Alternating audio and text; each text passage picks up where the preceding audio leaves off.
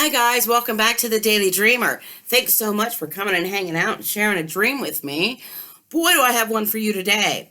All right, so when I go to sleep, I wake up and I am greeted by a gentleman who is familiar in that realm, not here. I had the feeling that he had just passed away for some reason, but I don't know why because I don't know him on this realm. Anyway, so he's standing there and he's there to greet me and he is standing like this. Okay, now I have been seeing this in my dreams like a lot. And I guess when I came to and I saw him standing there just like this in complete silence, I became frustrated because I was like, what is it with you people and this symbol? And he says, well, if you don't know, then you need to take a moment and you need to sit with it. Well, I did. I actually spent the whole dream there sitting, watching him, trying to comprehend, trying to assume what on earth this could be. I don't know. I couldn't get out of my own head there to sit with it. But the whole dream, I sat there and I couldn't figure it out. And I told him at the very end, because I was a little frustrated, and I said, I sat the whole time here in this dream. I stared at it. I don't know what it is. Nothing's coming to me. And he said, well, you already had it. And I said, what? Concentration? Because that's what I was trying to do, is concentrate. And then he responded, well, you only got it half right. And then I was whisked back to consciousness. So what kind of a dream was that, folks? Right? All right, so what happens from there? I get up and I go into my meditative state and I get all kinds of great, lovely automatic writings and they give me great answers. So obviously, when I went into meditation, what was the thing I was thinking of? Was that hand signal, that symbol, whatever that was. Well, guess what came to me? First, I started talking about hands. Okay, and the power behind them, the communication. They said there are all kinds of hand signals, we can read so much just from our hands alone. When you go to offer your hand to somebody, that's a sign of offering and openness. And there's, people that are very close and you could tell, people clench their fists, they're violent, they're angry. There's all kinds of hand symbols, different interpretations, right? So when I specifically focused on the image of that, this is what they told me. All right, so first off, it's a symbol of power. Wonderful. We love power. The hand is a symbol of activity and power because it notes that in finding oneself in the hands of a ruler, of a god, of source, or whatever, it means that you are in your own personal power. You are learning to manifest your own potential. Well, now what a great dream I had then, huh? I'm learning to master my own potential. That's what we want. We want that. Everybody does. So let's figure this out, guys. Let's see what they have to say. They said that there is a great symbolic difference between the use of the left and the right hands. We know this. The right hand is said to be that of a blessing, a positive influencer, right? Center of energy. And then on the other hand, the left is always considered to be the receiving hand. And even in some practices, the left is actually used more sinister.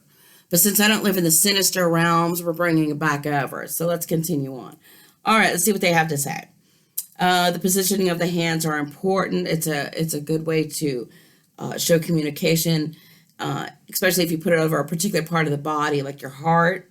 It says that the hand placed on the breast indicates a tender, loyal, or sympathetic attitude. Placed on the neck, it can denote sacrifice or penalty. Well, the joining of hands signifies mystic marriage and fidelity. So there's all kinds of different hands, symbols, and interpretations. All right, but in reference to the meeting of my source, is what they were saying, seeing the triangle, it was showing me that I was in my own power, mastering my own potential. Well, how do we manifest our own potential? At least in my questioning of this was, okay, great, I'm learning it. How am I doing it? Well, they said the first thing was that I was learning to overcome my fears. Remember the video yesterday? We discussed fears. Okay, I acknowledged my fears and I decided I was going to work through that because I'd rather have the adventure more than I would just staying there and just being afraid to do anything. The adventure outweighs that. So, okay, so overcoming your fears, that's the first part. So, what they say is that each and every one of us are sparks of creation that are already 100% masters. We all know what it's like to exist. We've got that one mastered. We all know how to manipulate energy. We're good at that. And we all know how to live to the fullest extent of what we are capable of. So yeah, folks, guess what? We're already masters. How great is that? All right, so that's not something that we need to learn. However, here's the challenge. Here we go, ready? It says those of you that choose to incarnate into physical reality have a bit of a challenge for you. Part of the reason is because the earth plane was set up as a school, so it's there for you to learn. Well, boy, we love to learn, don't we? But in going to school, okay, we have challenges because that's what a school does. It challenges you, all right? But because it challenges you, you need to recognize these challenges are put in place for all of us to overcome and exercise, our spiritual muscles. In other words, they say, be all that you can be and progress. They say when you incarnate into this plane, there are a set of rules that you, by your own agreement, agreed to. And some of those rules are obvious. Like the first one was, when we decided to come into this realm, we had to adhere to the laws of time and space. The second one was that thought will take time to manifest here.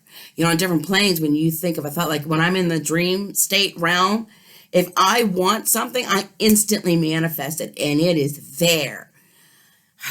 And then coming back down here, we had to understand that those thoughts were going to take time. So that was by our own agreement. Another one was that you will have to challenge an illusion. All right, folks, this is where it gets interesting. It says you have to recognize the illusion for what it is, but how do you recognize an illusion if you didn't even know it was there? It says once you're able to recognize this illusion, then you'll begin to remember the mastery that you have in the forms of other realms. You cannot master personal power in physical reality while maintaining the illusion. All right, so what they say is, that is the challenge, folks. It's the illusion. Many of us don't know really what the illusion is and why it's there and how you can see beyond it. So assuming that we are already masters, and we know that we are, how do we actually reawaken ourselves to our own potential? Well, what they say is the easiest thing to do is to go ahead and look at it like this. All right, your personal power is like a funnel, and it's funneling down your personal power. They want you to look at it like this, though. Those obstacles that are in your way here, your fears and stuff, it's what's clogging that funnel, okay? So they're the ones that are clogging the funnel. And once that funnel is clogged for a long period of time, you actually forget that the funnel is even there. You forget that personal power energy is always channeling through. And therefore, those obstacles now start forming an illusion over time. They are confusing for you. They're like the mirrors placed in different directions, confusing and directing you, using your reflections rather than reality until you are looking in any direction except the direction that you need to be, which is the facilitator for our lives here in this physical reality. You can call that portion of you ego. Gotta love ego, huh?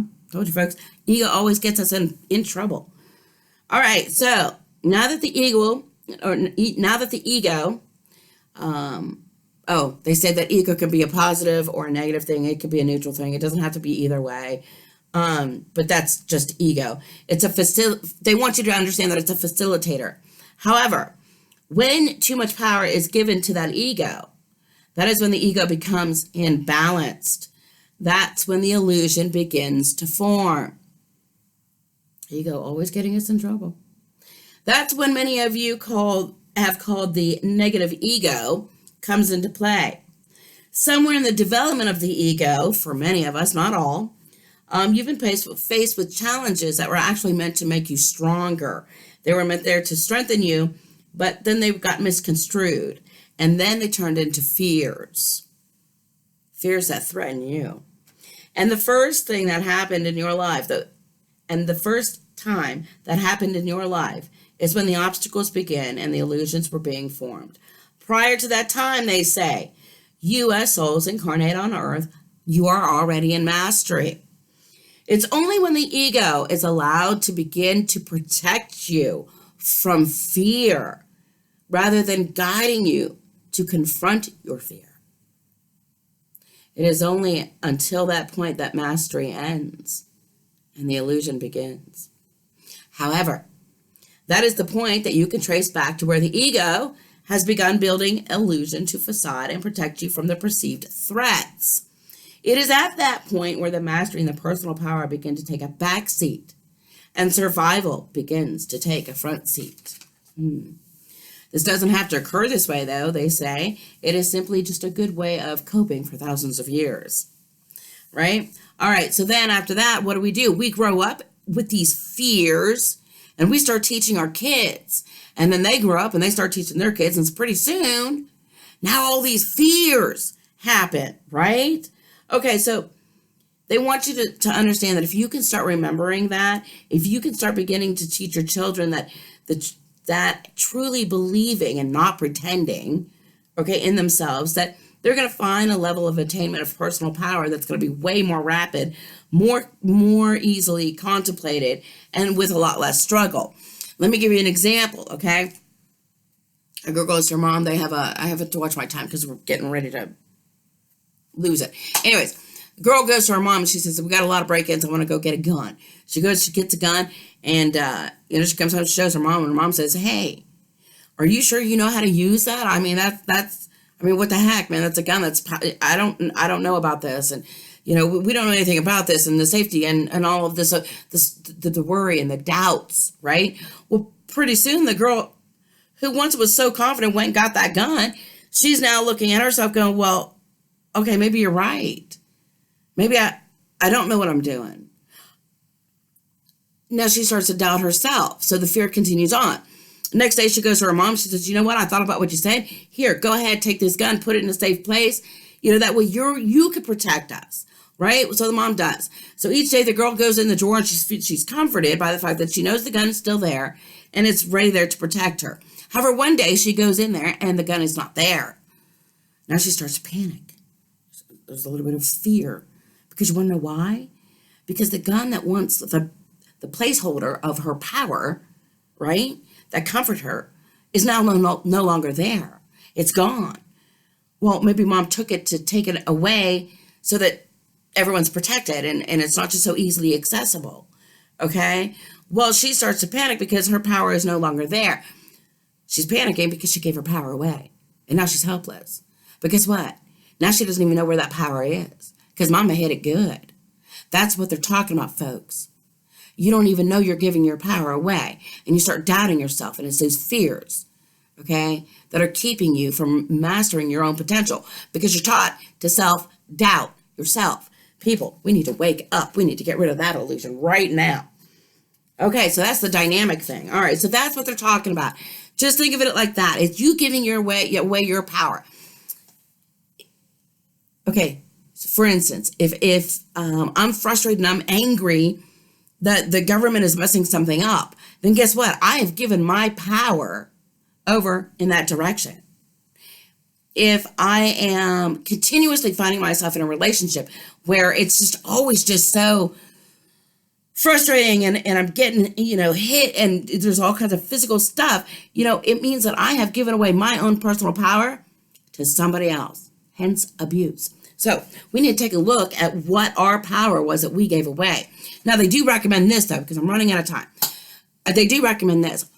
Sit and find what that power was before you go spouting off about it. Our egos love to do that. I found my own personal power. I've got potential. If you don't know what it is, don't speak about it, okay? Sit with a moment, because once you understand what power you gave away, you can start to reclaim it. Bring it back into you. Then you can start learning to master your own potential. Folks, 1444, we are out of here. Thanks so much for coming and hanging out with me and sharing a dream. And if you like my page, subscribe, share, and until next time, guys, sweet dreams and many blessings.